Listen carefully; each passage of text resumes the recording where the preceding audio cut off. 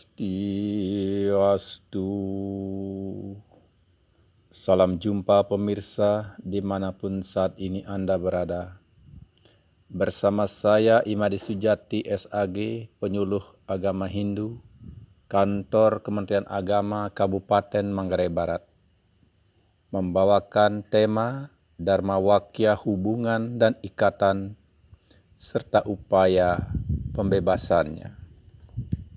Umat sedharma yang berbahagia, tiada yang tahu akan penjelmaan manusia, tidak juga dapat diketahui berapa banyak penjelmaan yang telah dilalui. Berkali-kali pernah menjadi ayah, ibu, suami, istri, dan anak. Menyadari siklus ini, siapakah yang sebenarnya dengan permanen dapat dikatakan seketurunan? Dan yang manakah dapat kita tunjuk satu keturunan permanen dengan Anda? Tidak ada yang kekal perhubungannya, yang bertalian satu dengan yang lain. Yang tidak bertalian dengan yang lain itu, semuanya itu tidak kekal. Bahkan hubungan Anda dengan badan Anda sendiri tidak kekal. Pasti akan berpisah dari badan, tangan, kaki, dan lain-lain bagian tubuh itu. Jangan dikatakan yang lain-lainnya. Singkatnya, tidak ada hubungan yang kekal. Bahkan hubungan kita dengan badan pun tidak kekal.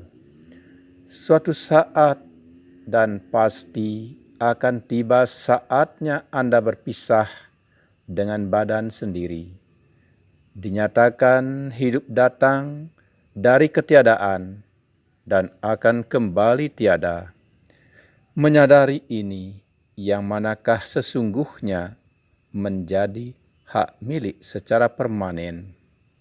Sedangkan cepat atau lambat akan tiba saatnya di mana kita akan berpisah dengan sesuatu yang dianggap kepunyaan sendiri, sebagaimana diperkuat dalam Sloka Sarasamuccaya di bawah ini yang berbunyi, Naste dane wa darresu putre pitari matari aho kastamiti diayatwa dukas siapa citin caret.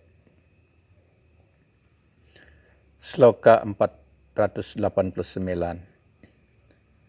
Kekayaan akan habis, anak akan mati, dan lagi istri, ayah dan ibu, mereka itu semuanya telah meninggal. Maka kelewat sangat kesedihan dan kedukaan hati. Bila kita sadar akan keadaan demikian, perbuatan kita itu merupakan obat penglipur duka. Singkatnya, akan tiba saatnya kita berpisah dengan kekayaan, akan tiba saatnya kita berpisah dengan orang tua, akan tiba saatnya kita berpisah dengan anak-anak, dengan sahabat, teman, dan lain-lain. Ketika perpisahan itu terjadi, hanyalah baik buruk perbuatan diri yang setia menemani. Atas dasar itu, adalah orang yang selalu memikirkan orang yang meninggal ataupun barang yang hilang. Besar kesedihan hatinya akan kesedihan hati yang sangat itu, itulah yang menimbulkan kesusahan. Dua banyaknya kesusahan yang ditimbulkan oleh mereka yang senantiasa memikirkan sesuatu yang telah hilang. Orang yang demikian keadaannya akan menimbulkan kesengsaraan saja. Singkatnya, adalah mereka yang selalu bersedih akan yang meninggal. Adalah mereka yang selalu bersedih akan harta yang hilang. Sangat besarlah kesedihan hatinya. Kesedihan itulah sumber dari kesengsaraan. Dikatakan sesungguhnya obat untuk memusnahkan kesedihan.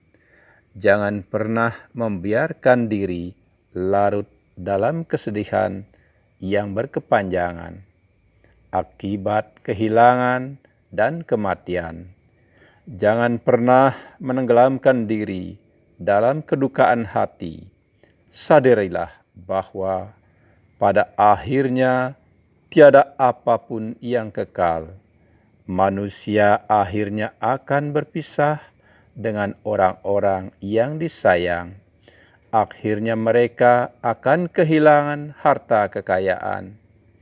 Orang yang senantiasa sadar dan ikhlas pada hidup pasti akan mati. Yang datang pasti akan hilang. Oleh karena itu, janganlah hendaknya selalu diingat-ingat untuk dapat terbebas dari kedukaan dan kesedihan hati. Ada kalanya orang meninggalkan kekayaannya. Seringkali kekayaan meninggalkan orang. Tiada kekallah pertalian orang dengan hartanya dan hartanya dengan orangnya.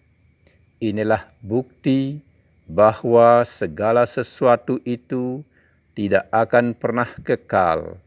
Orang yang bijaksana dan sadar akan kekal itu pasti dapat terbebas dari ikatan. Dalam Sara Samucaya dikatakan, Neang tang budi sarwadaya pagahakene rumuhun, lengania anitya tatuanikang sarwabawa, iki gatingku mangke anungku, nang iking hano mangke menehalem. Anitya ika mangkana lenganikang tutur katuturan. Yang artinya, hendaknya budi yang penuh dengan bermacam-macam akal dikuatkan terlebih dahulu. Karena kita tahu bahwa sejatinya segala makhluk hidup tidak kekal. Keadaanku seperti sekarang ini. Kepunyaanku yang ada sekarang ini, atau kemudian itu semuanya tidak kekal. Demikianlah ucapan orang yang insyaf, yang harus diingat baik-baik. Singkatnya, sebaiknya kuatkanlah diri dengan ilmu pengetahuan yang benar, yang dapat membimbing orang untuk senantiasa berkeadaan sadar pada hukum ketidakkekalan dan dapat terbebas dari ikatan. Mereka yang sadar akan ketidakkekalan, walaupun layu bunga yang disuntingkan di rambut kepalanya, tidak akan membuatnya berduka atau bersedih.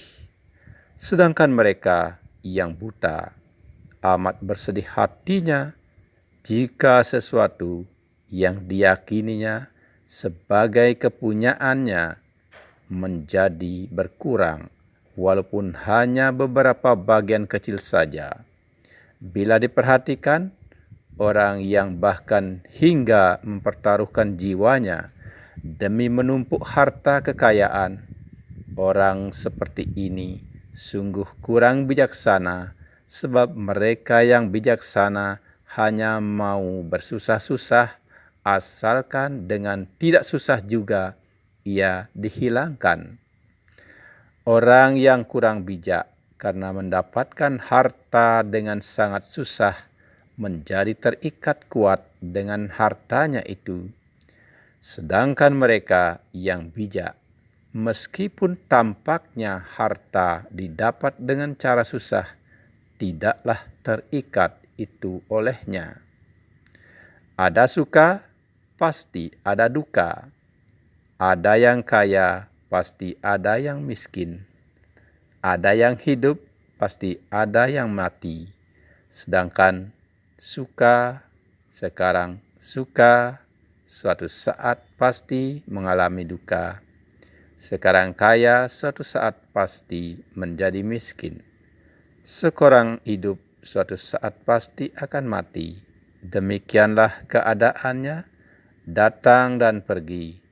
Hidup dan mati silih berganti. Mereka yang bijaksana tidak bergembira pada yang datang, dan yang tidak pula beliau bersedih pada yang pergi. Senantiasa tenang dan jernih pikirannya. Umat sedharma, inilah percikan Dharma, Dharma Wakya dalam kitab suci Saras Samudjaya. Semoga bermanfaat, damai di hati, damai di dunia, damai selamanya. Om Santi Santi Santi Om.